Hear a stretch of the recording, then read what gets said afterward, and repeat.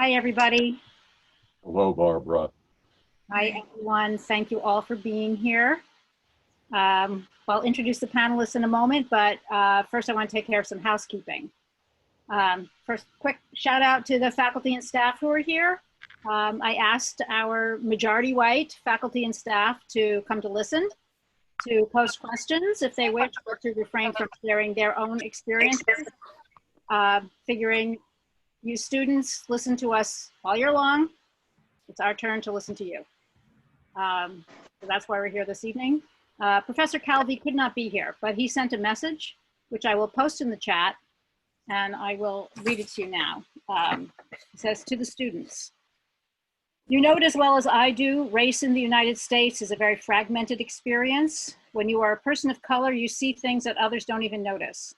Streets and public spaces, the search for a job, applying to college, your relationship with authority, housing, traveling abroad, going through customs, covering a protest, or any type of story for that matter, have for you a different flavor and result in a radically different experience of the world and of yourselves in it. You know this because you've lived inside of your own skin in this country. You should also know that it is not your job to explain racism to anybody. You can try to do it if you feel like, but racism is not something you are responsible for. And the best way to dismember it and take it down is by demanding strong support from your white allies. Racism is not your fault or your responsibility. You've been bravely standing against it, and now it's time for everyone else to listen to you and hear what you need from your allies, who must now take accountability and responsibility for their part, for all of us to move forward, safer in this country that we are all a part of. I won't be joining you on this call today, but know that I am always available to talk with each and every one of you. I hope that you understand and you take full advantage of this experience. I do hope that this moment brings us to a better, kinder, and more equitable world. With my love and respect, Pablo. We're going to start with our panelists describing their experience and their past and current protest coverage, their takeaways for best practices, getting protesters to talk, covering violence in context, staying safe. For that part of the forum, we'll be prioritizing questions and comments from students and alumni who are attending protests or covering them. And then we'll open up for a general discussion, prioritizing questions and comments from Black and Brown students, but everybody is welcome. Everybody is welcome. So let's begin. Our guests are Stephanie Brumsey, class of 2009, a segment producer for KCDC on MSNBC. We have Adam Peck, class of 2011, who has been in progressive journalism for his entire career and is currently on the communications team at the Center for American Progress. And Terry Sheridan, who many of you know, teaches audio journalism at the school and is the news director, veteran radio journalist, has covered many protests and is the news director at WSHU. So Stephanie, let's begin with you. Tell us about your experiences covering protests. So I have to say that my first experience covering a protest would be in Ferguson. I was working at CBS. I was working for CBS Newspath at the time as a broadcast associate, low level, lower on the tier of responsibility there. I will frankly say that amongst the producers and the talent, the other associates, I might have been one of three Black people in the newsroom. I had just come back, I had just returned from an NABJ convention where I met and became associates with Wes Lowry at the time. This is before he obviously got arrested at McDonald's in Ferguson. And I was told, like, hey, we're gonna give you this opportunity to go help cover Ferguson. They were really clear on hoping that my presence there would be able to lend them some sort of knowledge or ability to speak with the community that they were lacking. So I went for a couple of days before they pulled me out, thinking it was a little too violent. So like that was my first experience. What an experience. You learn that tear gas is not your friend, and that milk is always your friend, not just for strong bones here. Moving forward in life and in career, I've covered protests with Reuters, various ones in the city, Black Lives Matter protests, and different events. And now I am covering this with MSNBC, admittedly not in the streets. I haven't been there long enough to get the training that I need to in order to go out with the field team, but covering it on the back end, trying to provide context, trying to provide different story angles to take, sometimes butting against staff who have positions of power, to tell them that we are doing this wrong. You know, yet again, I am the only Black person on my team. So they come to me for, you know, quite a few questions and contextual information. And that's where I'm at right now. And just for like a context for where I am. Thanks, Stephanie. It would be really interesting to hear what some of the conversations, if you feel comfortable sharing, conversations you've had where you felt you needed to add context or steer people in a different direction. Sure. A little bit. Sure. I think that you know, like some of it has revolved around language. Protesters versus looters and rioters. There's a lot of that. And also just being able to make sure that we don't lump them all together in the same basket. There's also just like a sensitivity when we a sensitivity, and also a conversation of not generalizing the Black experience. Also, the idea that like speaking to guests at times, you are a expert in your field. That's the reason why we're having you on, but also like realizing that some questions can be like unduly painful, right? So sometimes, you know, the anchors, and anchor is plural, will push their questions past me to make sure that they're not going to ask anything that might blow up on Twitter because it was not something that they should have asked in the first place. Also, you know, questions of, you know, just like realizations, trying to push these ideas of stories that we should be looking at, and different narratives that are often like forgotten in the fray.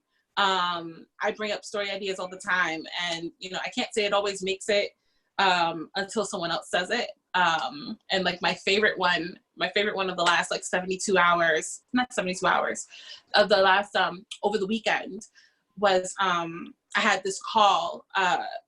I'm involved with a bunch of other journalists, and I had this call with I was on with Nicole Hannah-Jones, and Michael Eric Dyson, Michael Harriet, a bunch of like really big named like Black journalists, and I'm on the call like, what am I doing here? And you know, just really listening because like I don't have anything to add here. Like I'm just gonna glean from the really smart people. Just like imposter syndrome raises its head, but go on. Well, you know, we're just gonna keep moving, right? And so we brought, you know, Nicole brought up, she said the protests had been largely peaceful up until that day. That was Friday before the protests started getting crazy, and it had been largely peaceful. And she said, historically, based on history, we need to start looking if we start getting bad actors who are not protesters, who start to make a ruckus, whether it's damaging buildings, looting, et cetera, et cetera. And she kind of like did this quick breakdown. Her and Michael Harriet did this quick breakdown of bad actors that are sometimes planted by like the FBI and like the evidence that you've seen historically of this and like by white nationalist organizations. And it was this moment, she was just like, this is not been reported yet. Like, we haven't seen it happen yet. This is something you're on the lookout for. That same day, I had a pitch call with with like the managers and the EP people, and I said to them, listen, when we start seeing these bad actors, we might want to start looking down an avenue of whether or not, like, who these people are, and what their motivations are, because it might not be the protesters. And I was ignored. It's like the just the easiest way to put that. I was ignored. They were just like, have you seen reporting saying that? And I was just like, well, and it was like, you can't just like surmise that this is going to happen. 24 hours later, we're sitting through a press conference as the Minnesota officials are stating that they've arrested all these people, and however many of them are from out of state, and however many of them are, bad actors, and exactly the people that I was pointing out. And I literally sent an email to my EP, and I was like, I told you so. And literally that's what it said. Sometimes it's simply just like listening to like Black people. Like, I don't know, maybe it's a crazy world, so maybe I'm wrong, but that was something I kind of like run up against as well. It's just like sometimes speaking, people are not hearing you until someone else says it, and then suddenly it's like, oh, is this what you were talking about? So, más o menos. Mm-hmm.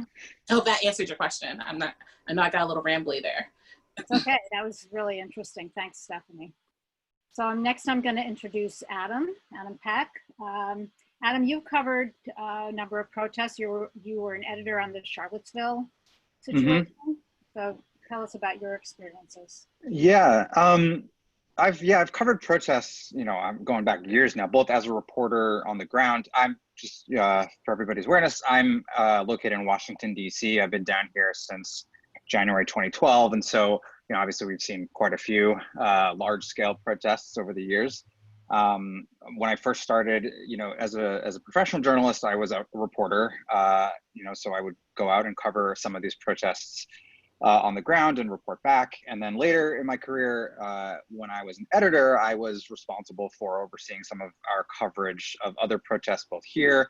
Professor Sullivan mentioned Charlottesville. We had reporters on the ground there when that protest erupted a few years ago. And yeah, I mean, it's definitely, you learn a lot when covering this and covering these protests. And also, these protests have changed a lot, even in the last, 5, 6, 7 years, just in terms of, the tone of them, the nature of them, the scale of them, I would say as well. And, I think that I want to touch on something that Stephanie mentioned a minute ago. I think oftentimes, there is propensity in a lot of newsrooms to, in the last few years anyway, really kind of draw attention to the question of diversity on a news staff, which is obviously important. Less talked about and less addressed, I would say, even now, is issues of inclusion and what to do, when you actually do have reporters, non-white reporters, in your newsroom. It's one thing to hire them. It's another to actually listen to them and to involve them in the story process to ensure that their voices are being heard. And I think very often, even in well-intentioned newsrooms, you see some progress being made in terms of the people that they're hiring, and they wipe their hands and say, great, we've, increased our non-white staff by 10%, 15%. We've done our job. And the underlying issues never really get addressed. And I think that we are seeing kind of the manifestation of that problem now with these protests, and not just this one. I mean, you go back to Ferguson and the protests around, Tamir Rice and Trayvon Martin, and, any number of these similar events that we've seen over the last, 5, 7, however many years, I mean, going back decades if you want. And it's the same problem over and over again. And, I think that hopefully now there are conversations being had about how to actually address some of these problems, but it is not simply a question of numbers and metrics in a newsroom. I think that there needs to be a lot more active, effort on the part of editors and people in charge to ensure that, we are doing more than a performative kind of diversity, that we are, elevating the voices and making sure that they are contributing, as full members of a newsroom to a news organization's coverage. But yeah, I mean, obviously we'll touch on all these issues in a bit, but yeah, I will say that, covering these protests is important, and, journalists have, I mean, the responsibility of journalists, as you all know, it's constant, but never is it more important, I would say, than in these kinds of large scale protests that are shaping, I mean, not to put it, engage in too much hyperbole, but it really is, one of those kind of inflection points in the country in terms of where we go from here. And journalists are, you hear it all the time about, have journalists are responsible for the first draft of history, and it's true. The direction that our coverage takes is in the hands of the people who are on the ground and in the hands of their editors. And it is not a task that should be taken lightly, and it's one that needs to be done thoughtfully and with, a lot of purpose. And you really only get one shot at it. Once a narrative takes hold, it's very hard to change it subsequently and follow-up coverage. So, I will, I guess, leave it there. But I'm sure, again, we'll talk on a lot more of these issues in a minute. Thanks, Adam. Thanks. Be interested in your thoughts on how to make those things happen. Mm-hmm. So maybe we'll circle back on that, and we'll Sure. address that now. Do you have any? Yeah, I mean, there's certainly no easy answer. If there was, hopefully, I would imagine somebody would have done this by now. But I do think that it falls to first and foremost people in power, editors first and foremost. I think you look at some of the surveys that have been done in a lot of large newsrooms in terms of, their non-white diversity hires, that's great. You're seeing a lot less of it in top level positions. You're getting reporters who are coming in, and that's great. It's an improvement, but, what we need are, people of color to be, kind of, guardians of what goes out the door and what goes into the newspaper and on the website and on air. And that we are not seeing enough of yet. So that is one way. And this, extends to, a news organization's ownership as well. An editor can have some control over the content and the coverage, but ultimately, it's going to be on ownership to ensure that that news organizations are recruiting the right people, are reaching out to underserved communities and ensuring that they get representation in the coverage. I obviously, for a reporter, it's important to be mindful of who you're talking to when it comes to sourcing and the people that you're following on social media. I mean, so much of a journalist's job is to kind of have an ear to the ground as to what conversations are taking place. And if your news feeds, social media feeds are 80, 90%, white, straight, male dominated, that is going to be a problem. And, even if it's not intentioned, it's going to kind of shape your perception of the conversation that's taking place. And so, I would definitely urge folks to be more mindful of where they are turning for insight and perspective, and, trying to be an active listener when it comes to ensuring that you're hearing from a number of different sources and voices and perspectives. But yeah, I mean, there are any number of ways that we can start to address this problem. I think that's really, go ahead, Steph. I'm sorry. I would totally like to just jump on that bandwagon, because you hit on something super important with it.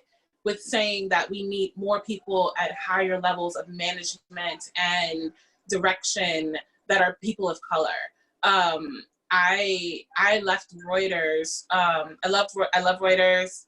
Love them to death. Really great experience there. And I can tell you that on the 19th floor, which is the newsroom, the predominantly like the part of the newsroom where we do all the writing and RTV and all this other stuff, you know, there were 10 Black people, 10 in New York, in our the biggest office in Reuters. I'm sure there were more people down on other floors, but there were 10 on the floor that I sat on. And 2 of them weren't involved with editorial. So there's that. And, you know, I remember, I can't remember what the remarks were, but because Trump makes so many remarks, but there was a point where Trump said something racist, and which was new and exciting, but he said something racist, and almost every publication called his remarks racist. Like there was no way around calling it anything else. It was racist. And Reuters decided to publish their article using the terminology of racially tinged, which is not a thing. And when I confronted them, because like, I wish you would tell me no. I walked up to them with a couple other colleagues, and I was just like, "What is this? And why? Who thought this was a good idea?" And the response was, we editors got together and decided that we did not want to use the word racist because it was too strong of a word or something to that effect. And I said, "What editors did you who did you speak to?" And she started naming names, and this is an Asian woman from Hong Kong. And I was just like, "So everyone you spoke to was white? Like the whole group who made this decision about this racist language was white, and you didn't think to speak to anybody in the newsroom who was a person of color? Like not one?" And she said to me, "Well, I'm a person of color." And like that was the end of the conversation. And whenever we tried to bring it up, you know, we ended up meeting these walls, and they eventually ended up changing the policy in regards to how we would label his language. It has to do with italics and quote marks and all these other things. But, you know, the point is that if there's no leadership at the top to help make these decisions, and if you don't listen to the people who it directly affects when you make these decisions, then how are you doing just to your readership, to the people who watch you for the news? I mean, we as newsrooms should be reflective of the population that we serve. And so often we are just not, right? And then when we come to these events in history and in time, we sound completely out of time with our articles, and B, you know, then the Black people, the brown people in the offices, you know, whether we're Black, whether we're Hispanic, and we're talking about, you know, building walls, whether we're talking about shithole countries, you know, then you're leaning so much heavier on, you know, these Black people and brown people who already have all these feelings and, you know, are trying to get through the day. It is incredibly important that we need to, that it just not be the reporters, but that it's the executive producers, that it's the managing editors, that it's the, you know, like these people. It must be just so enormously frustrating not to be like that. It is. And, you know, candidly, and I hope that we're not streaming anywhere that somebody's gonna yell at me from Reuters, but candidly, when I was leaving Reuters, you know, that was one of the things that played heaviest, you know, upon my leaving. It was like I had been passed over for multiple promotions that I was beyond qualified for, a role that I had actually been filling for a year and a half, that they, you know, passed over me and ended up giving it to a lovely young woman from the Journal. And then I ended up supporting her and training her, my replacement, for the role, right? And then, you know, other opportunities that would have put me in a management and power, in a position of power, right? Not that I'm power hungry, I mean, a little bit, but you know, other opportunities that would give me a position and a voice in the newsroom, I was denied. And then when when I had the conversations with them along the lines of, you are not allowing me to advance in my career, why would I stay here any longer? They were just like, no, no, but still denied me the opportunity to actually do those things. And then when I handed in my resignation letter, they were shocked. Right. Like, really? Like they'd been thinking all along that they were telling you what you wanted to hear, that you were going to get these opportunities, and it was not right. Right.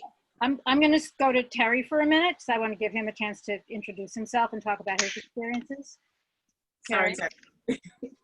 Now, it's emotional stuff, and you know, this is why we're here, to kind of air these experiences. That's the point. Right. And I'm going to talk about my experiences as a reporter on the ground over the past 20 years. Currently, I'm news director at WSHU. I have not been out on the street during the past 2 weeks. I'm overseeing coverage. But the first protest I covered, or the first series of protests I covered, were related to Amadou Diallo. He was the unarmed African immigrant who was shot in the vestibule of his Bronx apartment. Became famous 41 shots. Yeah. I have covered other protests relating to the Sean Bell shooting. He was the groom-to-be who was killed the night of his bachelor party before his wedding. Also with the Eric Gardner protests, as well as other political protests, such as the 2004 Republican Convention and other protests. For instance, a police officer in Brooklyn who got off duty, went to a topless bar for 12 hours, drank himself drunk, and then mowed down a family. So I just want to bring my experience as for physically covering the protests, because they are the most, I found, the hardest and the most draining to cover, because all of your reporting instincts have to be dealt with immediately. You have to be very careful, as Stephanie brought up, with the language that you use. You have to be very careful about putting your biases, whatever they are, to the side. And you have to just take in the information as you're seeing and reporting accurately for it. I did it for 1010 Wins for many, many years. So we would be going live through that. So there was no even filter process. It was just, you were asked a question and you had to go. As I said, they were physically draining, they were mentally draining, they were emotionally draining. Because you never knew what was going to happen. Stephanie brought up the bad actors. Now, after many years of doing this, you kind of get the feeling, you can kind of suss out who is who and who is looking to disrupt and who is going to cause trouble, because they're not there to protest. They're there to cause trouble, which again is what we're seeing now. But they're also dangerous when you're on the street and you're with them, and you don't know who to trust, is what I found. You know, can't trust the police. They don't want you to see what you are doing. Some of the protesters don't trust you because you are part of the media, and the media is not getting the story correctly. So therefore me, are guilty of this. So I found it was just a matter of, when you could, with the leaders, build trust. I'm going to give you a fair shake, and just continue along that way. But it's one of the things you cannot turn off when you are covering protests, because you have to observe. You have to be like a referee. You can't be in it. You have to be around it, but you're worried about your own personal safety, and you're worried about doing right by the story and what you're seeing, and not reporting rumors, and not reporting you know, things that you see on Twitter and taking it as fact and running along with it. Thank you, Terry. I'd like to open up the floor to any students or alumni who have been out at protests with any questions or comments that they have. I guess you'll have to, I can't see everybody. I was just on the other screen looking at the other boxes. It's a crazy world that we're in. So I guess if you have a question, put it in the chat. Not seeing anything. So yeah. Okay, then. I actually have a question. Yes, Janelle. Yeah, hi, I'm Janelle. I'm a rising senior at Stony Brook. I've actually went to a protest yesterday, and like I was out there pretty much trying to get footage because I plan on like putting together like my own like little like news piece about it. But I'm having trouble like separating myself from the protest because I am an African American female. So like I feel strongly about the protest and like everything that's going on, and like I just don't know how to really like, I guess, so to speak, like take my opinion out of the. So I was just wondering like if there's any tips for that, because like I want to report it like accurately, but I also like feel so strongly about certain things. So I guess that also relates to the question that Rachel is raising here about staying neutral. Mm-hmm. So like, you know, it's difficult, as in many stories that evoke strong emotions in the reporter. How do you draw that line? So, so there's two ways of doing this, right? You can, like, I recognize your struggle, which is why I'm struggling with for an answer for you. But there's two ways of doing this. You can do this reporter's notebook style, where you tell the story from your own point of view,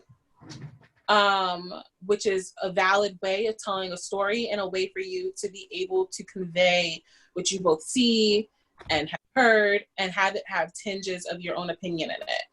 And then there are stories that you just must tell neutrally. I'm not sure how you're covering this. I'm not sure exactly like what angle you're taking or what you were thinking there with your coverage. But you know, I think that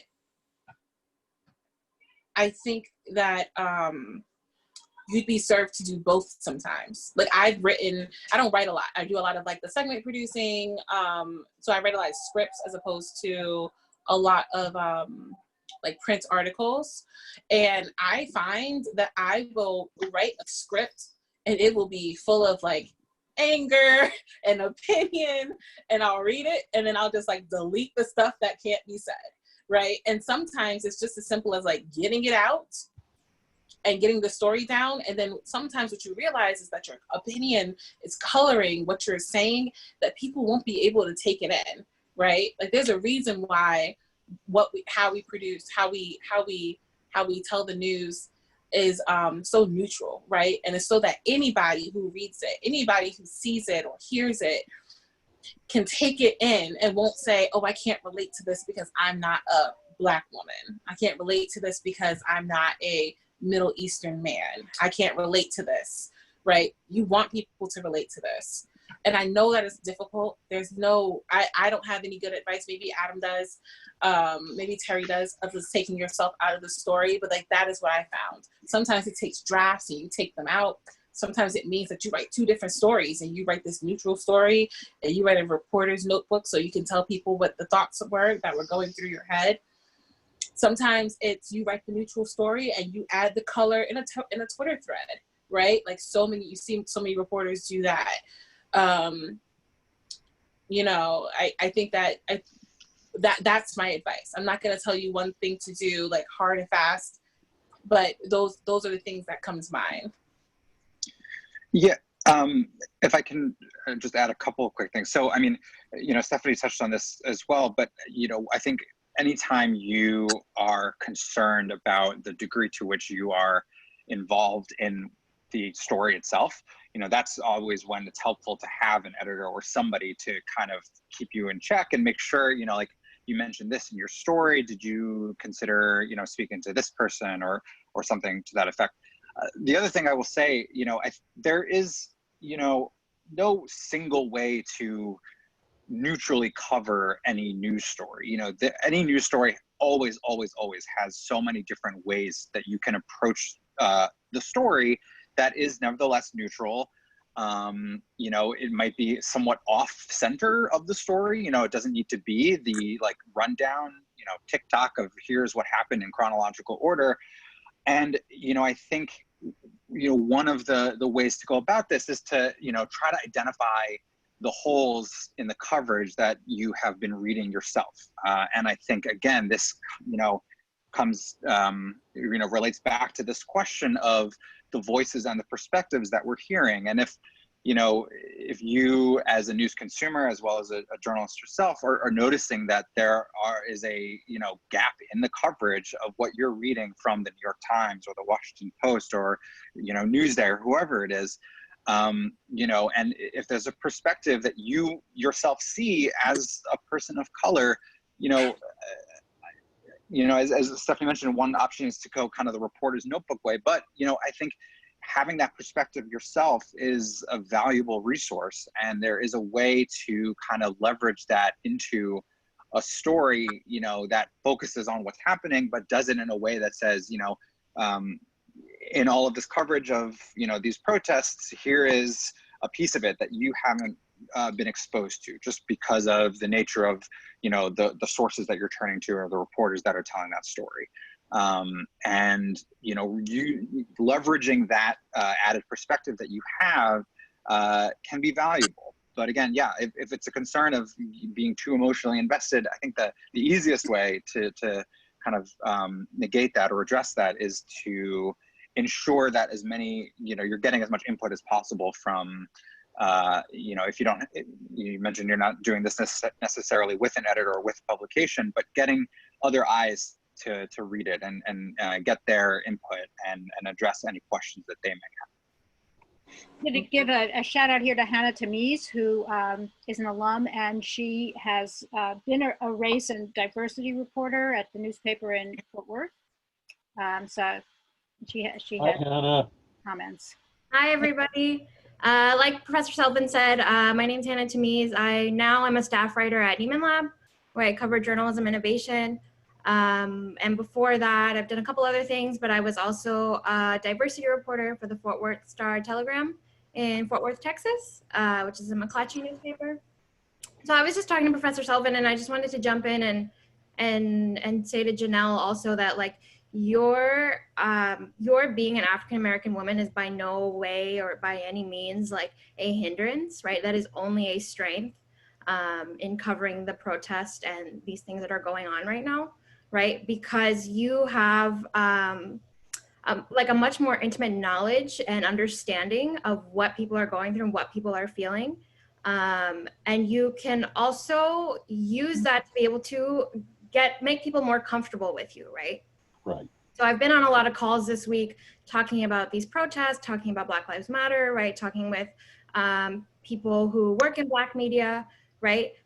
And so we are just like naturally wired, right? To feel more comfortable with people who are like us, right? So you have that ability to get those stories that are not being covered in mainstream media, right? And so when we look at Black media, also you will see the stories that are in Black media right now about these protests, the nuance, the context that is in them, you will not find very often in mainstream media, right? So I just wanted to say, like, don't ever feel like you can't be like neutral, right? Because like there is so much that you can add to it. And like Adam and like Stephanie said, like, yeah, it's always like helpful to have an editor. And like you said that you're kind of doing this personally. So I was just gonna say, like, as a personal project, you are more than welcome to send it to me. As someone who's covered race and identity before, please reach out. I'm happy to look at it, and I'd be really excited to see what you get, because I'm not, because of the nature of what I do for Neiman Lab, I don't go out and cover protests, but I'm more than happy to do that as well.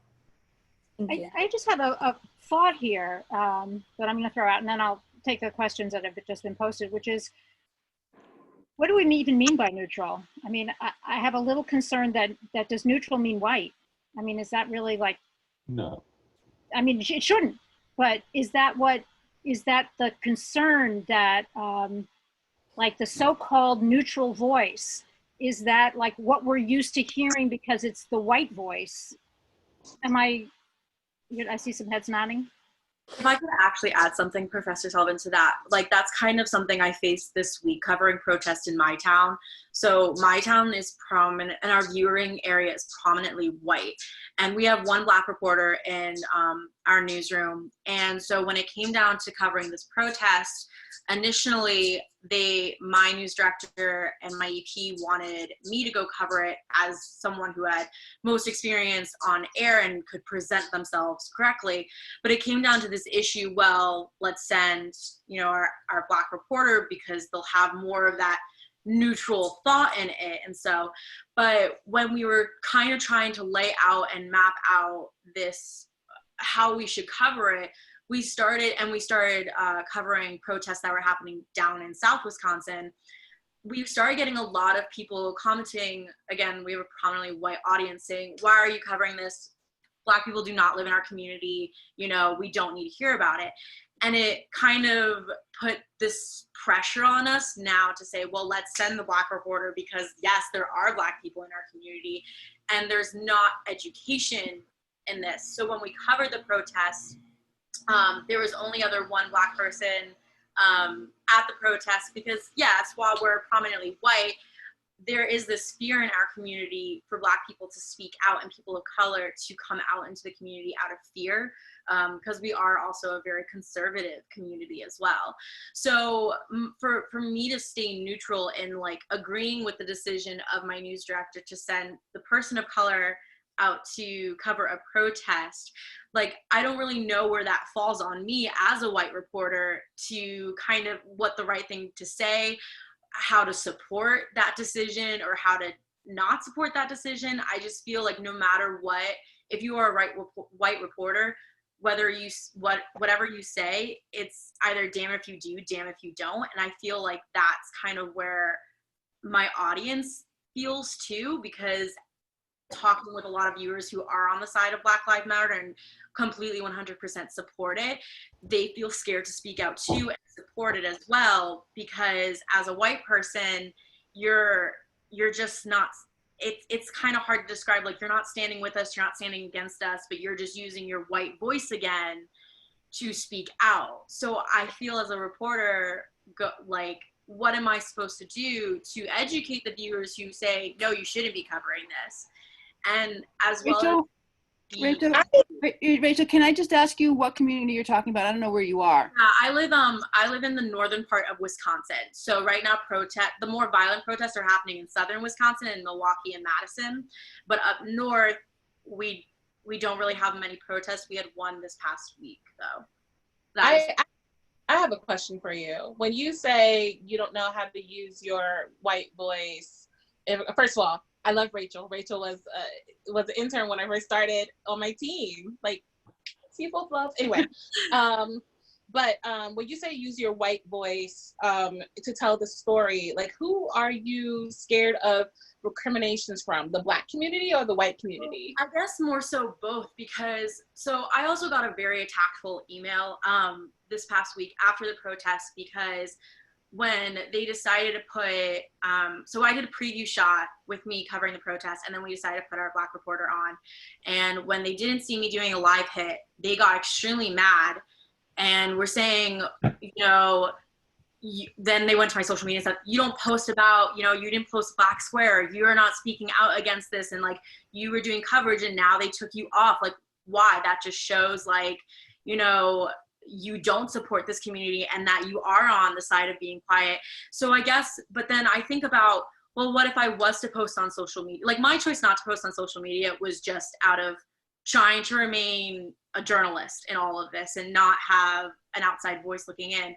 But I thought about it a lot of like, well, what would I say to support this? Because to I have a lot of Black friends that are home. I grew up in a very mixed community, which I'm thankful for.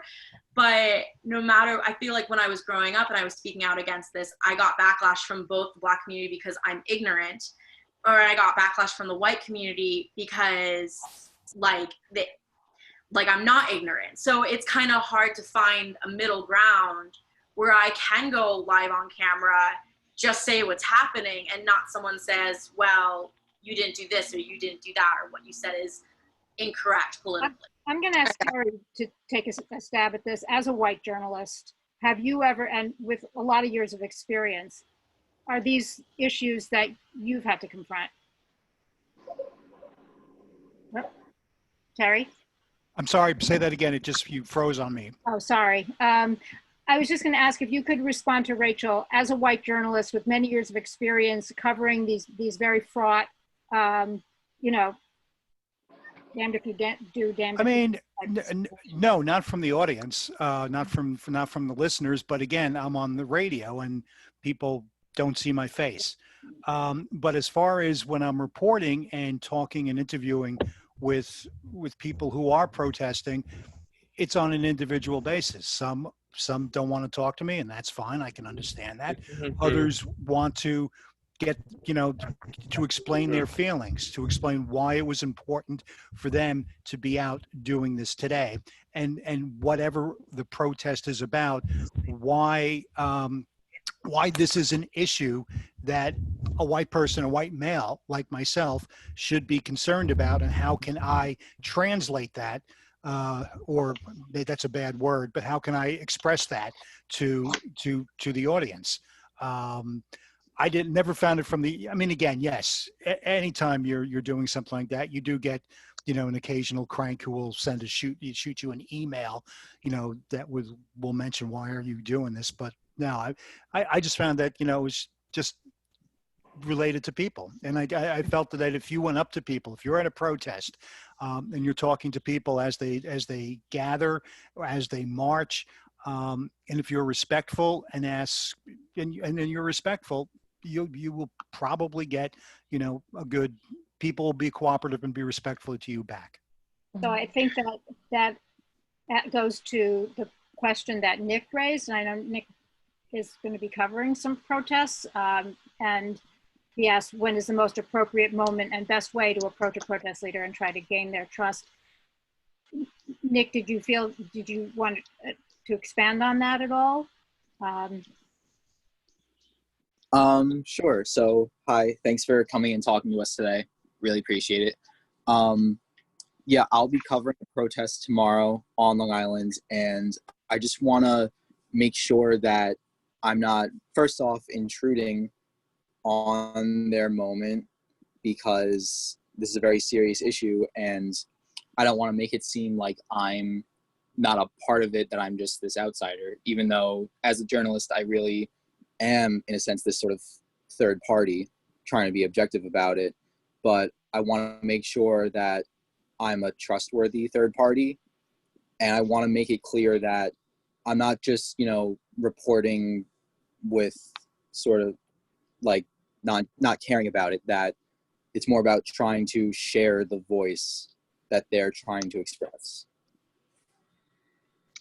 I'll take a stab at this. So, I think that there are kind of two answers to this question. The first is, when you are given an assignment or are going out to report on something like this, I think what you said just now is important to convey to anybody that you're hoping to speak with, particularly people who are responsible for organizing it, which is that, as a reporter, you're there to learn and to listen, and, to kind of come in with, as open-minded as possible, and that, it is, you're giving this individual, these people, an opportunity to share their thoughts and to share their voice and to amplify their message. And, oftentimes that can go a long way. I think the longer answer to this question is that, the best time to do something like this is now, by which I mean, if you are purposeful about, the people that you are kind of speaking with throughout your time as a journalist, not just in this moment covering this event. You're going to learn just through doing, who the best people are to speak with, and you're going to develop some of these relationships, and you'll know, who the best people are to kind of direct your line of questioning or can connect you to the right people. It's very, very difficult to kind of parachute in to a news story that you don't have much, history and perspective in, and try to kind of have that, fairly direct relationship with an organizer. It is a process that takes a lot of time. And I think that, this particular moment is an opportunity to kind of start, cultivating some of these sources and some of these voices moving forward. And, obviously covering an event like a single protest event, is difficult when you're not coming in with much kind of historical background. But I think listening and just conveying that your job as a journalist is to learn and to listen and to, amplify the message that they're there to convey. That is a pretty good, opening introduction to somebody that you hope to be able to speak with again and again throughout, these protests aren't going away anytime soon. So. Right. So the whole question of parachuting in versus developing ongoing relationships. You build the relationship. So maybe Nick, this is a starting point, but not an end point in that. I want to ask, Julio has posted some very trenchant comments in the chat. And Julio, do you want to articulate some of those ideas further? Yeah, that's no problem at all. First off, I want to say thank you to everybody that's on the panel, and a special thank you to Stephanie. The first comment I made was, there it is. The one undeniable truth in reporting matters of race is that racism is wrong. My dad had raised this question with me the other day at the dinner table when I was talking about my role as a journalist and not being quiet during this at all, because I do myself and my people a disservice.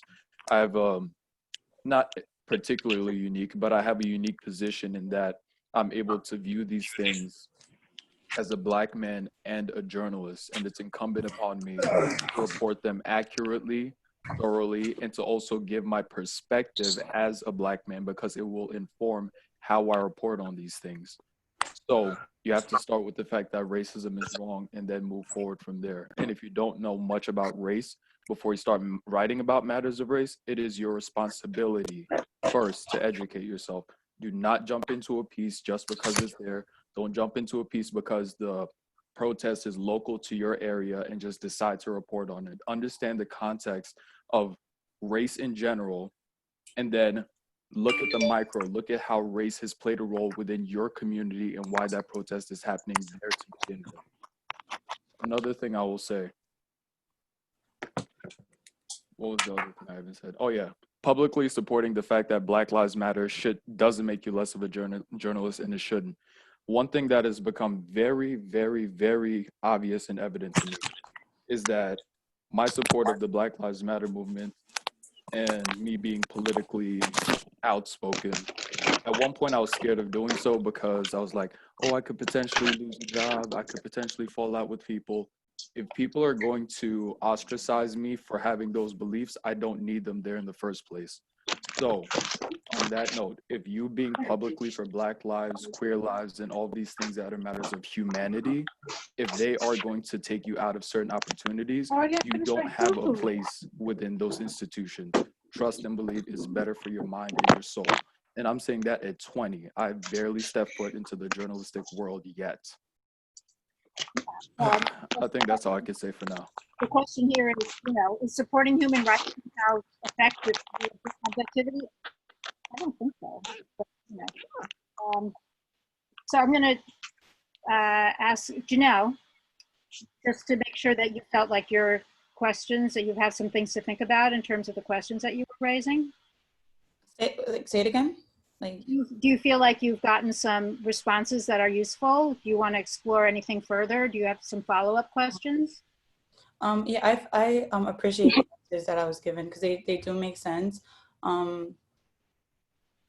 think too, I think part of my question too has to do with like what angle I decide to take on like my reporting, because I was doing basically what I was doing in Professor Sheridan's class, so more of like a package piece as opposed to like an actual article. So it's a lot of videos, like all video pretty much.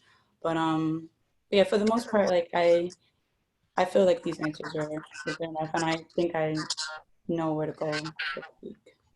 Okay, good. Rebecca, you had a general question about covering race. Yeah, so I just want to do that.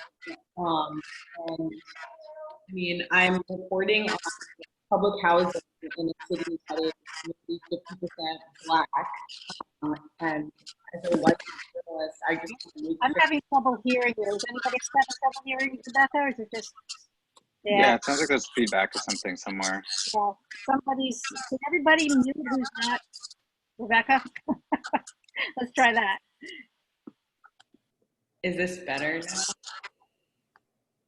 Yes. Okay, so I just started a new job, and I'm reporting on public housing in a city that's almost 50% Black. And as a white reporter, I just want to make sure that I'm kind of using the appropriate language and taking every historical factor into consideration. I mean, I've been trying to read up about the history of racism and housing policy and in South Carolina in general. But I guess one thing I feel is missing is just sort of like a Black person on my work, I guess. Like I spent a year at the New York Times, and as many problems as they had, diversity and inclusion. One thing I actually really did appreciate that they had there was there were these Slack channels available to, if anyone was writing a story about a topic, about an affinity group that wasn't one that they personally belonged to, they could send their story into this group, and someone who was trans or disabled or Black could read the story and just sort of check it over for appropriate language and making sure they weren't leaving out any important context. And that's something I really appreciated. But here now I'm in a much smaller newsroom, a much whiter newsroom, if that's even possible. But yeah, now I just don't even really like, I don't want to reach out to my Black friends and be like, hey, read this story for me and like do all this work for me. But I just want to make sure that I'm not missing anything because my implicit biases and that sort of thing. Yeah, that's basically it. So I would like to reach out to, well, Adam and any other students and alums of color in particular, because I think this is a really important thing for those of us who are white or identify as white, to continually, you can't keep going back to, it's not the job of people of color to be constantly educating us, and when you recognize that, okay, I'm just gonna throw it out there. I don't want to do it. Yeah, I guess if anyone has can point to specific resources, like if there's like a checklist or something, like here's the things you should be looking for, like anything like that would be super helpful. Can I actually I think I have an answer. Please. Right. Okay. So personally, if it was me and I was I knew you, you were my friend, I would honestly respect it more if you did send me the piece or to ask on my opinion on it. But what Professor Selvin was saying, it's not always, because sometimes speaking from personal experience, I do get annoyed when I feel like non-Black people keep coming to me expecting me to tell them all these things when it's the information is out there. You just have to be willing to find it. But if you send me a piece and I realize that you've actually done your work and you've done your research, then I'm gonna appreciate it 10 times more that you're trying to get it from an actual person of color's perspective. So I feel like it's two ways. As long as you've done your research, I feel, and it's clear that you have the right information or something near it, and you're just trying to triple check it or triple fact check it, then as a Black person, I would appreciate that a lot more and be willing to give you any pointers if that was the case or anything. So that's my thought on it. Adam? Oh, sorry. Oh, Yeah, sorry. Yeah, I don't want to interrupt anybody. Adam and I would add really quickly, obviously, there are the affinity group journalist organizations that have resources available, whether that's NAPJ or NAHJ. They all have, pretty extensive resources available for any journalists who, are worried. I mean, you mentioned things like language and just kind of historical context. That can go a long way. And, the other piece of this too, it is, I'm trying to think how to phrase this. It's the more you do it, I guess, obviously like the more, the easier it'll come, certainly, but also, I think that it speaks again to, it's not easy, as you mentioned, to be coming from a place like the New York Times where they have hundreds and hundreds of journalists who you can turn to a place, a newsroom that's, a fraction of that size. But, I think stressing the importance of it to, editors and to owners is hopefully would also go a long way in terms of, addressing a need, even at small newsrooms for, added perspective. And, the other thing I will mention too is that even unofficially outside of the, affinity organizations, there are so many listservs of reporters of color, other marginalized communities of journalists who are more than happy to help reporters who are, genuinely in good faith looking for ways to ensure that they are not, missing important pieces of their coverage. A lot of them are, just simple things as like Google Docs or, other listservs that are available to any reporter who are out there looking for, looking for input. And I would definitely recommend using those as well. But yeah, those are a couple of places to start. But yeah, I mean, to echo what Professor Sullivan said, don't want to lean too much on, people. I mean, okay, I will share just my perspective as a Latino man. Very often people would come to me about, the one I get most often is Hispanic versus Latino. Sometimes, it's coming from colleagues in the newsroom, happy to do it. Other times it's coming from people who want me to read their entire 2,000-word piece that they're about to submit to a news organization and expect me to do it, and to serve as their editor. And sometimes if it's a good friend, sure. If it's an acquaintance that I've met once, I don't know. I appreciate the effort sometimes. I also, I don't know. It sometimes rubs me the wrong way a little bit when it's coming from people who I don't have too much of a personal connection with, that they've reached out to, the person of color that they know, to kind of do their work for them. And again, that is a person by person thing. And I don't mean to suggest that you can't do it, but be mindful, I would say, of the people and the resources that you're turning to in that regard. Adam and back Stephanie. Sorry about that, guys. I just mentioned before I go to Hannah that I ran across something, and I'm not going to get off this screen to look at the exact wording, but if you Google socially conscious style guide, it's a good resource. I just found it, and there are categories for everything from appearance to age to race. It's a real good compilation, and you might find something useful there as a starting point, and there are a lot of resources within that. So Yeah, Rebecca, I was just gonna say that, like, for you working in local news, your best resource are your sources, right? The people in your community who you're going to be covering, right? So because what is your beat again? I'm sorry. It's public housing. Public housing, right? Oh. So, so as you meet people, one, like, you should be meeting people just to understand where they're coming from, understanding their issues, understanding the community, right? Like we talk about this all the time about parachute journalism, always coming in, reporters coming in for poverty porn, getting their story and leaving, right? And so when you are talking to people, you have to ask them, like it should eventually become second nature that you ask them, you know, how they identify, like by race, ethnicity, what pronouns they use, what their gender identity is, things like that, right? And like where you're not sure, you also want to ask them you know, ask them like, okay, like historically in the coverage that you've seen of this issue, what do you think has been done incorrectly, right? Or where do you feel most misrepresented, right? And in there you will find a lot of stories, but also a lot of answers to the questions that you're having. So you can of course rely on your friends who are also journalists of color. I imagine that the journalists of color in your newsroom, if there are any, would also be happy to help because they would much rather see the story ahead of time, right? And like I'm saying this as a journalist of color where things have been published over my head, right? And then I'm on the other side because I'm the only person, I have been in the place where I've been the only person that sources that the community knew inside the newsroom, right?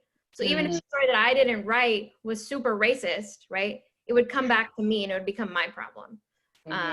So you should be talking to the people in the newsroom, but also always talking to your sources as well and understanding why they're unhappy with the coverage that exists about them. And I think you'll find that to be very fruitful. Great advice. I want to go to these questions that Sarah Beckford is raising. I'm going to start with the second one because it's more in line with what we've just been talking about, but I do want to come back to the first one about the J School. So her question is, what can we do as journalists when taking photos and videos of protesters who, I don't quite understand the second part of the question, Sarah, if you want to elaborate on it, but to protect their identities. If people want their identities protected, how do you handle that? And maybe our panel can address that question. Oh, I could like answer or like at least provide like a sort of half answer to that, I guess. Thanks, Dalvin. Yeah, I mean, like on my end, like I'm currently like based out of like the Hudson Valley region of New York, and I'm like helping out with like a local publication covering like protests in like different counties. And the stance they've taken like editorially is just to, well, I mean, it's a stance that I kind of appreciate, is just to not directly show protesters' faces. I mean, in most of these protests, people are wearing masks, but like they've decided not to show protesters' faces unless it's an organizer that you've directly talked to or have gotten the permission of that person, given the fact that I mean there's a lot of danger out there, especially now, for protesters, and just a lot of really seedy elements that would you know, I don't have to explain like the dangers that come with that, even in a quote unquote peaceful protest or whatever. There's always going to be like those elements in the communities or like people in the community who are just going to be vehemently against that. So I feel like those restrictions are probably pretty good to follow. Like I really don't see an issue with, I don't know, behind the head crowd shots or anything like that, or shots that are kind of like purposefully sort of posed in a way to kind of obscure the point of like not having a specific person's face showing up in a way. I don't really see like an issue with that. I mean, maybe somebody else could disagree, but like for me, I feel like that's a good that's like a good like stance to take, is just don't show anyone's face unless they want you to. Like if they're an organizer, chances are they'll be okay with it, but you know, just play it safe really. And kind of adding to that, like from my experience, like it's been interesting seeing like in the southern part of Wisconsin, a lot of people who are out there are prominently white. And like when it comes to can you show a face or not, from what I found covering not just like this protest but other protests, like they're there for a reason. They want to be heard. And so I've never had the issue where it's like I don't want my face to be shown, but I feel like it's so important that when you do show a face, that it's more than just a blank face, to say the least, that you're showing some type of emotion or you're showing some sort of reaction, because that's why they're there. That's why they want to be heard. And this past week when I was covering the protest, it was so interesting to see our reporter get shots of just signs or get close-ups of hand moments or just like you know, but at one point I said to him, like, well, get a shot of not the face, but just his mouth. That's speaking. That's one way to do it if you still want to show a person, but make it more, make it different than just this is a person's face who may want to have their identity protected. I've never met a protester who didn't want to be shown on camera, but I don't know, I guess it's different where you're located and stuff. But just be creative then. If you want to protect someone's identity, get those close-ups of not just signs, but the person's mouth. Maybe they're saying something, maybe they're chanting, feet shots of them walking and marching and whatnot. That's just my perspective of it, because again, they're there to say something and they want to be heard. And I think as journalists, that's our job, to make them heard. Stephanie, as a producer, do you have any thoughts? Do you have any comment on that question? I mean, it's nothing that is different from what's already been raised. Most protesters are okay being seen, and when they're not okay being seen on camera, they usually cover their face with their signs. You know, they make, you know, they stick a hand out, you know, and that's when you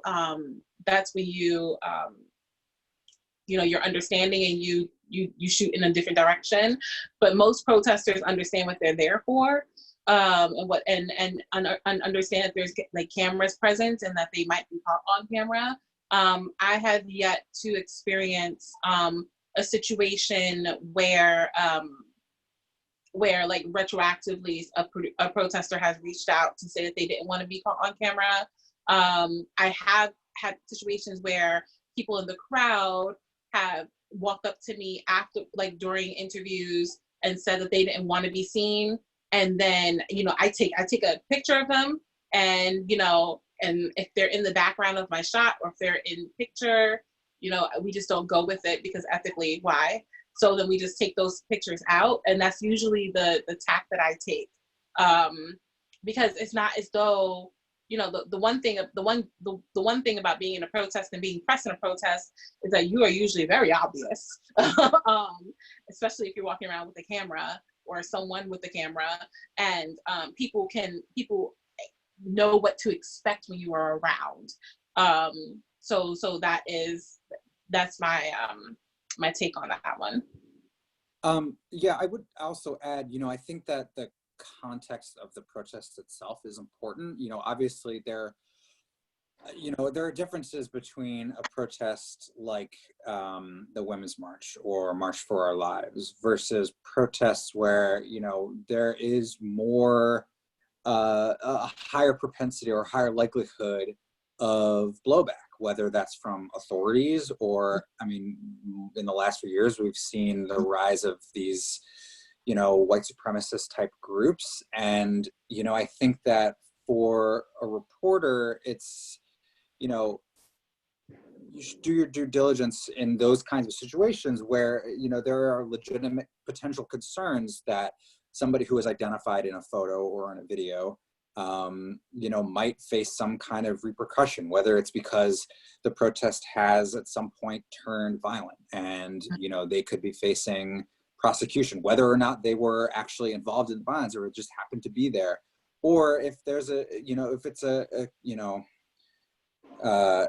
we've seen a lot of these, you know, white supremacist, anti-fascist kind of clashes back and forth. And, you know, in those instances, there are legitimate concerns, I think, for participants that they could be subjected to, you know, some kind of aggressive pushback. And in the, you know, it's, again, it's, as a journalist, you know, I think everybody should kind of use their best judgment on these kinds of things. But in those situations, I think the best thing you can do, you know, regardless of whether this person is central to your story, is to, you know, do your best to reach out and just make sure that, you know, this person that you have, you know, captured on a photo or in a video and can be somewhat reasonably identified is comfortable with that. And, you know, as other people have mentioned, if they're there to protest, more than likely they're fine.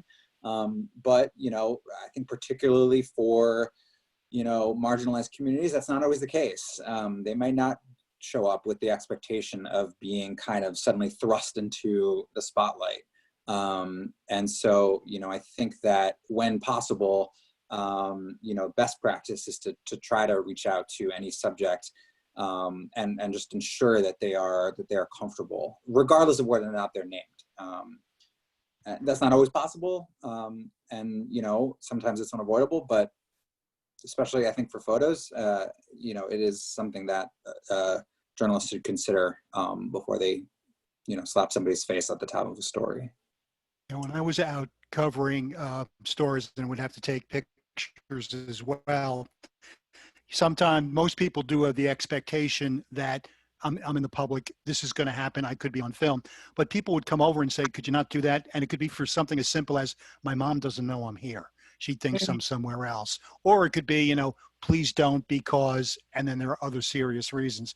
And I think that that's part of what we do. If someone comes up to you and expresses it, and unless they're doing something that we need to show, there's no need to go down that route. I want to jump back to Alyssa's question from earlier about posting your opinions or support on private social media accounts when you're covering things as a journalist.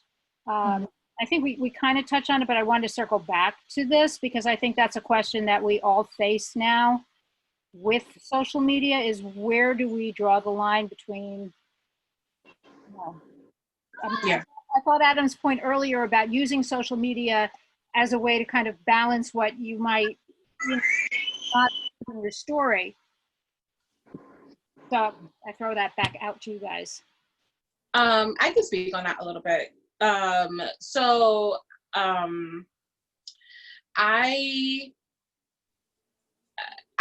obviously have a lot of skin in the game. Wow, that pun was a lot heavier than I intended, and I use a lot of social media. I not only, do show social media for my show, but like personally social media. As far as Twitter is concerned, I try not to get too crazy on Twitter. I retweet a lot of crazy people, but I don't necessarily say it myself. And I try not to retweet anything too insane either. The accounts that I retweet, the tweets that I like are all like verified journalists. They're not saying anything too out there, and I kind of abide by the rule that if Maggie Haberman can tweet it, then I can retweet it. That's kind of like the rule of thumb that I'm going on. As far as my Facebook is concerned, I use that a little differently. I do community theater when I have free time, because I have so much free time. And between my community theater friends and my school friends and my journalism friends, my friends list is very white, very, very white. And I've taken this opportunity to post a lot of posts that are not only educational, but informational as far as what is happening in the world.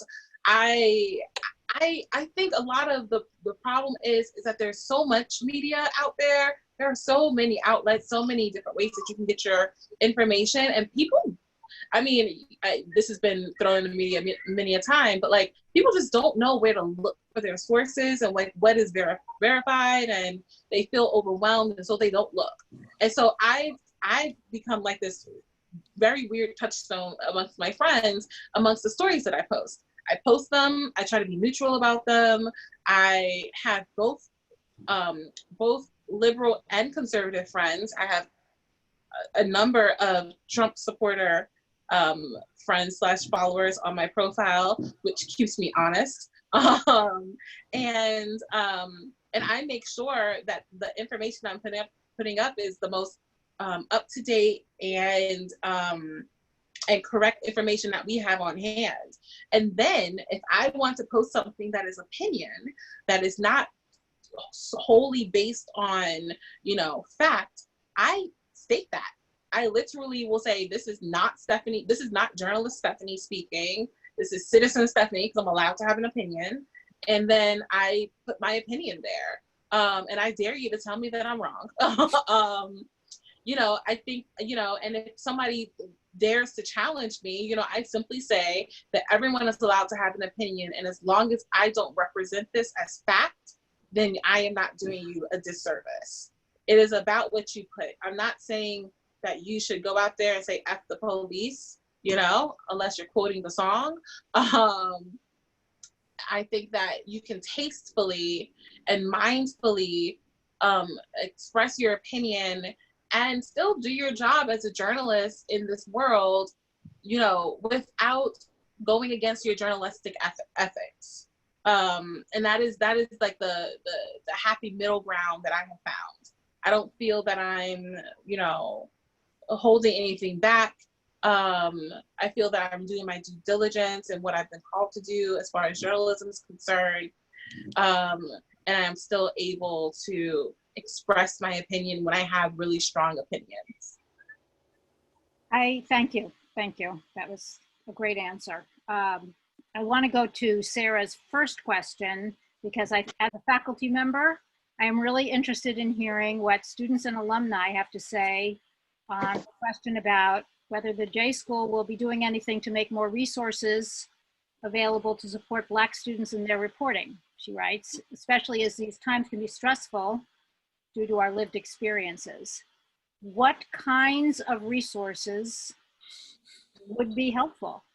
I mean, this is something I'm looking to hear from you guys about ideas, and then we as a faculty will, you know, we'll talk about it.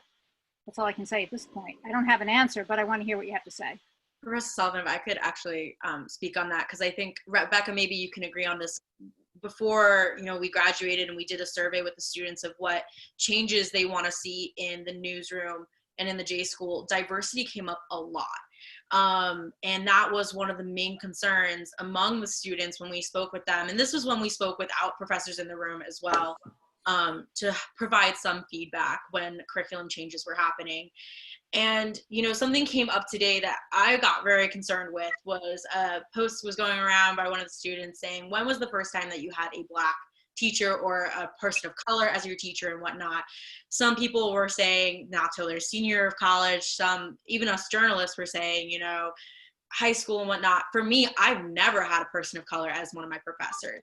And I still think that, you know, in the newsroom, we kind of lack that diversity among the teaching and among the curriculum of, you know, how do you cover something when, whether it's for Pablo's class or for, you know, 370 or 371, when we go do our packages, I don't think anyone ever asks us, oh, go try and cover like a controversial topic, or, you know, opportunities aren't being risen for us to talk about these types of stories. And I feel like there has to be some sort of direction of, you know, encouraging us to go out and cover these topics and cover these stories, because when you go out into the real world and you're asked to go cover a protest or you're asked to go cover a gender issue story, we don't have that. For me, especially because I cover a gender beat, I feel like I've never been prepared to go out unless I took it upon myself in college to be challenged and go cover those stories back then and then be taught on it what I did right or wrong. You're saying that you want to see more direction toward covering diversity?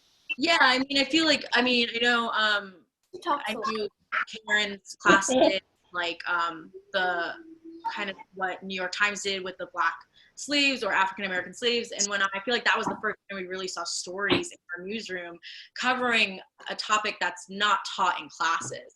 And I feel like that's something we really need to push students to do, is cover stories that aren't like straightforward, because that's going to start conversation as well. To piggyback off of that, I think it's also confronting why we don't have a space made to talk about the stories that we think are important and pressing. So to go back to this past semester, I'm very happy and blessed to say that Professor Calvi allowed me to cover a story talking about prison abolitionist groups that are advocating for the incarcerated during the pandemic. That's something that was really important.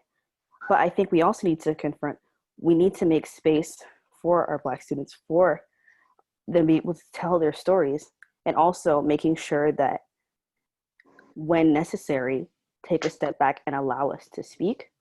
And I think that's something that's also really important as well. And I think one thing about diversity is that there is diversity in terms of hiring more people of color. For me speaking personally, I did not have my first Black teacher until I was in third grade, then again in middle school, and then a large gap maybe till college when I first met Professor Dowdy, who I think is a stellar professor within the J school. So I think it's talking about having teachers of color, it's also amplifying them and listening to them and allowing them to have a bigger position of influence to influence our curriculum and how we approach journalism, especially in this modern era where many of us as students, we're encountering journalism in a form where it's digital.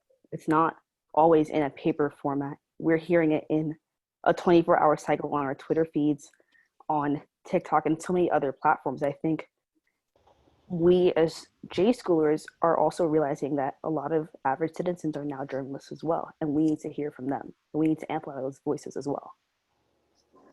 Thank you, I Sarah. would also, sorry, go ahead. Go ahead, Hannah.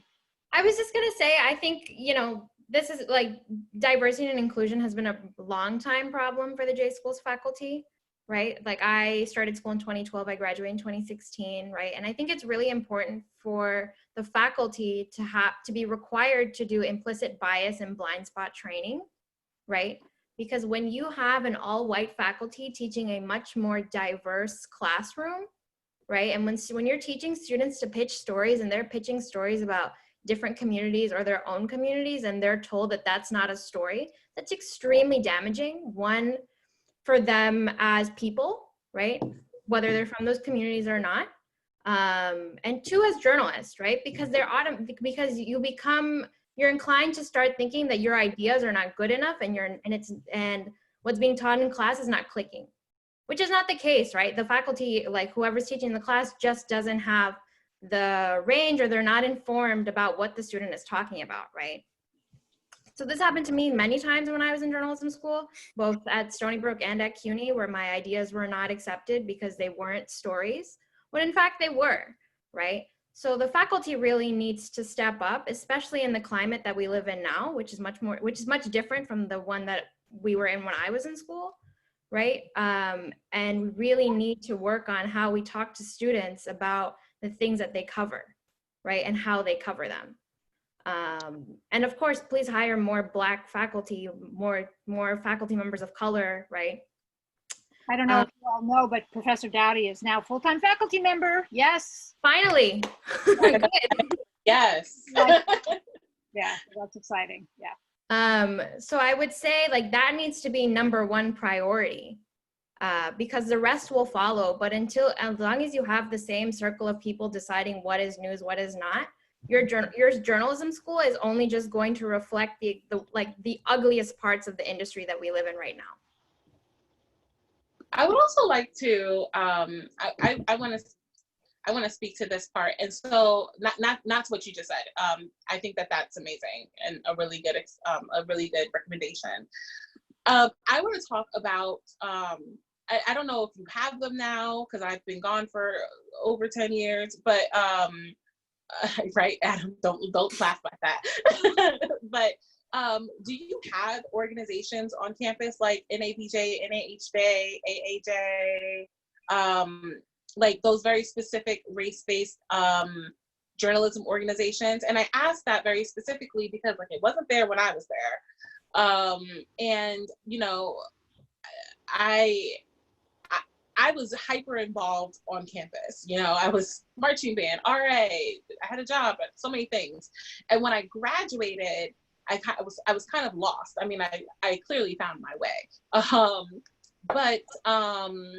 But I came across NABJ after graduation. And then like long after I came across NABJ, I realized that they had a student program that I could have been a part of when I was on campus at Stony Brook.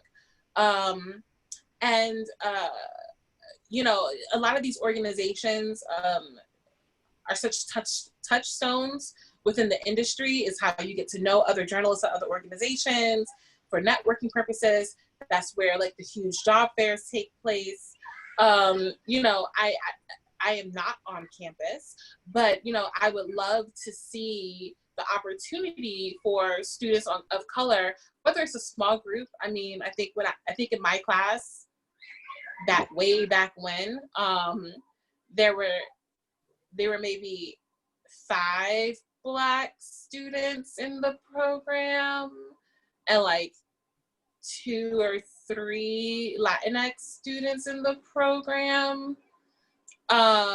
Just like riffing off the names and people that I can think of, and then like a smattering of like Asian and other brown students in the program, and just being able, you know, it will probably never be the hugest group on campus, but you know, it would be nice to start establishing it, you know, for future reasonings of them, you know, later joining it in life. I think that would be really helpful. One of the other things, just to jump in really quick, one of the other things is too that like if you cannot, for whatever reason as students, if you're not able to start your own campus chapter, you can become a student member of any of these affinity organizations, right? And you can become a member of any of these organizations, whether you belong to that group or not, right? Yes. So I'm actually a member of NAHJ for Hispanic journalists, because I've done a lot of work covering Latino communities and I speak Spanish, even though I'm South Asian, right? So you can become a member, and they have student discounts for all of them, right? So definitely apply to those as well. And then you can always reach out to those organizations as well and figure out how to get a chapter started on campus, because plenty of other schools have done it before. Like they're really well versed in how to do that. I'll just say briefly that we had an NAHJ chapter for about 2 years, and the students who started it graduated, and no one stepped up, you know, to keep it going. And we've had an SPJ chapter, the same thing, which is not an affinity group, but it's a journalism organization. And then we had a student who started something called the Communications Club, that when she graduated, I'm still the advisor, but nothing's really happened with that. So we're actually a fairly small school. So I think it was Hannah's point that you can join as a student, and I know personally, I'm always pushing students to join those groups. I think they're, you know, super fantastic, but it has been a tough lift to get chapters going on campus. I think just because of the numbers. Yeah. I was on campus and realized that SPJ was a thing at one point. I tried to like restart it, but I don't know, it's someone outside of our J school who was the advisor of it. So when I reached out to have it like reinstated, and we're still listed on SPJ too as being a member, which is interesting because we haven't met any of the qualifications. I never heard back. So I think it's so important because you also, there's so much that you can learn, and exactly like being a part of a group that maybe you don't think that you really belong to, like being part of the, you know, just finding different communities, because that's how you learn. But like maybe it should be a requirement, because student memberships are so cheap, to be a part at least of one group, whether that's an affinity group or SPJ or ONA or anything that you want to specialize in. Maybe that should be a requirement. Yeah, I mean, I think that speaks also to this question of, you know, going back to the larger conversation about like race generally, is that there's a tendency, I think, among a lot of people, whether they are journalists or just news consumers, to think that simply, adhering to the notion that like that all people are equal, that nobody should be treated differently, you know, being an ally to minority communities is an active task. It doesn't simply like saying like I am not, you know, a racist. I don't view, you know, any people differently. I mean, it's a nice sentiment, but it's not really addressing the problem. The problem needs to be, you know, addressed actively. And, you know, I think that idea of, you know, encouraging or even requiring students to, you know, immerse themselves and be active, you know, participants in these conversations about race rather than simply, trying their best to remain as neutral as possible or as, objective as possible. It can go a long way, I think. And, I think at Stony Brook in particular, I can't speak to, what the sentiment is now. It's been, as Stephanie said, about a decade, but, Long Island generally, it's a place that has a lot of issues when it comes to questions of race and to, the treatment of minority communities and the role that, the largely white population, particularly in Suffolk County, are playing in terms of addressing these underlying issues. And I think that, the School of Journalism, Stony Brook, has an opportunity to really kind of address the issue actively and be active participants in, pushing back against some of these underlying root causes of a lot of these race-based problems. And, I don't know. I don't know exactly, what that looks like, but I will say that it is important to address it actively and to not kind of, I don't know, have it just kind of sit there and passively not really do anything about it. Right. And there's also just so many different conferences, I feel like too, where you can kind of miss the opportunity still being so close to the city, where different associations, whether you are a member or not, there's conferences held in the city to talk about these topics. And I don't think, I know we used to do the New York City trips to see different newsrooms, but maybe do that trip to one of those conferences just to be part of the conversation in addition to networking or whatever. Just to try to get off campus and kind of go and talk to more journalists, because even if you go to a newsroom, there's only so much you can say and learn and whatnot for Professional Fridays or whatever. But I think personally, as someone who went on a Professional Friday, that applying it now to my career really didn't help me at all. Because I didn't really get to talk about different stories that I now have to cover, and I'm kind of sometimes going to stories very blind. So doing that might help too. We do need to, I think, wrap this up pretty soon.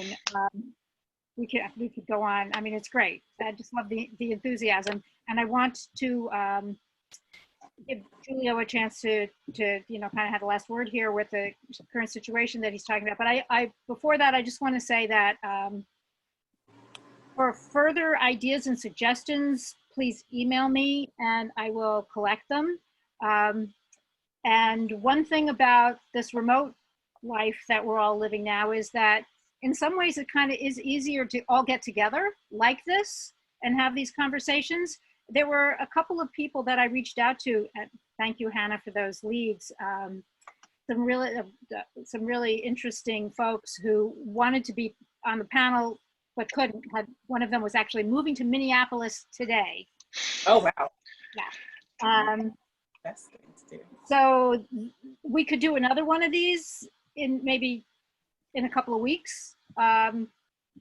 Since there seems to be a lot of interest, I really thank you all so much for coming out for this. So I just want to say, please send me suggestions. I'd like to continue to keep the dialogue going, have more of these conversations. Professor Selvin, you mentioned I think it was the inclusive style guide before. Socially conscious guide. Could you share that? And honestly, maybe could we even create a Google Drive with resources or things to read or look at that could be helpful to people, just so we can constantly be updating it? That's a good idea. I'll do that, and I'll start with this style guide because I can't find it right now. But yeah, I will send that link out to the Google Drive when I send out the link to the recording of this event. Good idea. And please, if you guys have resources that you want to share, send them to me and I'll put them on. Conscious Style Guide. Thank you, Rachel. ConsciousStyleGuide.com. I just found it the other day for the first time, and it was pretty cool, I thought. Yeah, one of our reporters shared it with us this past week, actually. I didn't realize that was the name of it, though. Lori says, rather than, you can also post to the alumni group on Facebook, which is true, but then things go away. You know, you can't find them again. So I think having them all in one place is also a good idea. Is there an alumni Slack by any chance? Not that I'm aware of. But I'm not an alum, so what do I know? I mean, I'm just like wondering about like a resource that, you know, is available for alumni and also, you know, any current students that want to as well. I know it's a pretty common platform in a lot of newsrooms nowadays.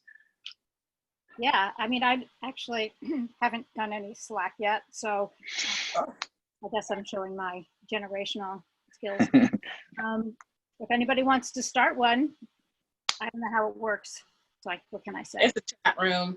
Trust me, you'll get in 5 minutes. Julio, did you want to, since in some ways you were the motivator for this in an email that you sent me a while ago, what's your current situation that you want to bring up? First off, I want to say thank you for creating this based off of the input I gave you.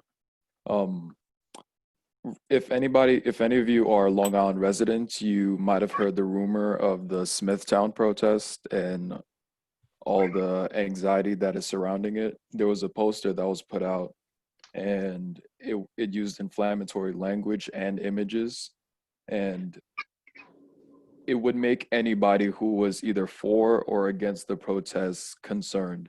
So a friend of mine sent it to me, brought it to my attention. We contacted the organizer and they weren't responding. The whole motive for me even telling this story is because I can't actively participate in the protests in person. So what I'm doing is just being a sleuth and going behind the scenes and verifying protests and connecting them to community organizers, because a lot of people want to be proper allies. They want to have all these movements and protests, but they don't have the wherewithal, the knowledge, and subconsciously they center themselves in the movements by becoming the leaders, and the voice of the oppressed should never be absent from your advocacy. They should always be there from start to finish. And I was seeing that happen way too often. So that's what I've been doing since I can't be there in person. With this particular protest, the language that was being used wasn't conducive to a peaceful protest, which turned out to be the goal of the organizer. But through those images, it created anxiety amongst people who wanted to attend, and it definitely created anxiety in a lot of the white conservative Smithtown residents. And what happened was, underneath her tweet, people were replying to her, trying to get her attention. Hey, is this going to be a peaceful protest? Hey, are you connected to any organizers? Hey, like, you're not going to do this in our town, like that type of stuff. Went back and forth with her for a while. She was combative. She kept saying, oh, this is my protest. Y'all just don't want me to have it. Mind you, this woman is my age as well. She's also 20. She's a white presenting Puerto Rican. So here she is fighting me, a black man, who's warning you against how you're portraying this movement that's meant to prioritize and uplift my life and worth in the world. So already you're being nonsensical. You're being stupid, straight up. So I called her out and I was like, I'm trying to help you here. I understand what is at stake here. My life is at stake if this potentially goes wrong. So here's my advice. You should reword this, take it down, postpone, reschedule. Nothing is lost. You're not losing anything. If anything, you're potentially saving lives. And she just kept going on about how, oh, I don't want it to seem like they won and all this stuff. And I'm like, look, the sustainability of the movement is just as important as the goal. If you screw this up, you kill all the momentum that has been the peaceful protests we've had so far on Long Island, which is surprising if you know anything about Long Island. So I finally get through to her, and I have people contacting me because I'm posting on all my social media for people not to attend. And I have residents contact me and they're like, oh, thank you so much for doing this. I've been trying to get through to her. She's not responding. Thank you for this. I've heard from family members. There's a Facebook group called called Lift, Long Islanders for Trump. So within that group, within that Facebook group, yeah, it's beautiful. It's not even surprising. It's more like it's nice to have a cool acronym. But Exactly. So I was like, kudos. So they have this Facebook group, and within it, people were literally calling to arms. They were like, "This is the image they're putting out. These Black Lives Matter people are coming to our neighborhoods. It's a good thing I have a gun. If they even try it, we're gonna have all this stuff." I have screenshots in my phone, so if any of you want to speak to me afterwards, I definitely got you. So people are making active threats based off of a miscommunication on her part. She didn't advertise it properly, so it wasn't received properly. Her intention did not match the impact. So I'm seeing all of this and I'm showing it to people. I'm like, hey, this is what's at stake. This is what the Smithtown residents will do if you show up. Therefore, don't attend. Even if she holds it, don't attend. It's at Okay. your discretion.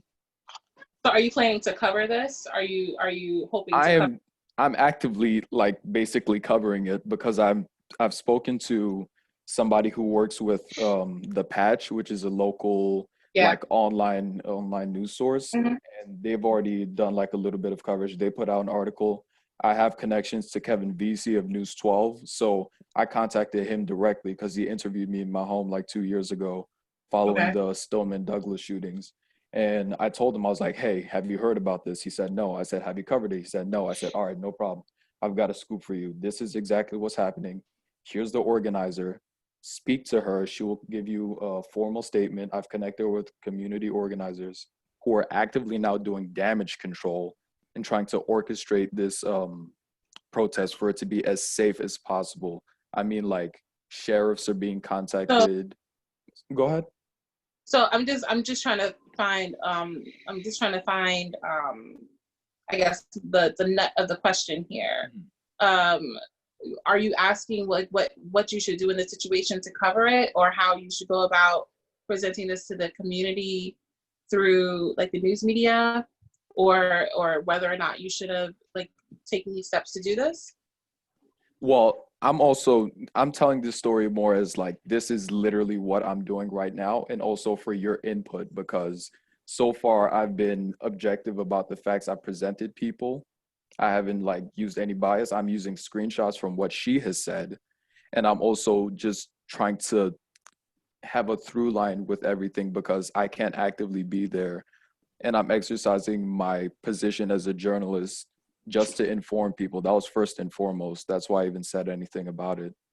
And I'm going to provide all the resources that I've since like I guess racked up and share them with everybody here. But my role so far as a journalist in it, my parents questioned it at first because obviously they don't want a target on my back. This is Long Island. If people want to find me, they could very much do so. But I'm currently just doing my best to keep my head low. I don't need a byline for this. I'm just passing it to people who can actively do something about it. And Sounds to it's me just like you've done good things with this. exactly like I'm going somewhere, but this is like my first experience in real time reporting and like passing information around. So all of it is very new. Yeah. And my parents are also scared for like what might happen because I'm not like publishing this information per se on like any news platforms. It's more of just running it back and forth to sources who can do something, because I can't afford for my face to be like on the front of this, although it's already been shared several times over. I don't know what this means for my future within journalism, I guess, is like the underlying thing, because this is technically my first foray in the public being attached to any kind of story. Okay, so here's my thoughts. And maybe I'm wrong. I would love for Terry and Adam to weigh in. I think you did a really noble thing of helping this young lady who's trying to put on this protest, to like get it together, and be able to present it in a way that did justice to the protest that she's trying to put on, as opposed to offend the community before she even began. Exactly. I I will say though that your story for me kind of like tangled up a little bit, right? Where at? Because, well, and I'm gonna tell you. Okay. For me, right, the question I had was, why are you getting so involved? Right? Like there's activism and then there's journalism, and we as journalists, like you know, I go by that, unless somebody like hits me with a rubber bullet, like I am not the story, right? Like that is the adage that I go by, that is the rule that I, you know, that I'll take to my grave, unless something like specifically happens to me while I'm covering a story and it is a snapshot of a larger picture that is happening amongst this coverage, like we've been seeing, you know, recently with like the police and journalists and their clashes as they try to cover these protests, then I don't get overly involved, right? Because then it starts to skew things that are happening, right? I think you did a good thing. I'm not sure what your future plans are. Like if activism is the way that you want to go in life, or if it's journalism, both are good by me, like go ahead.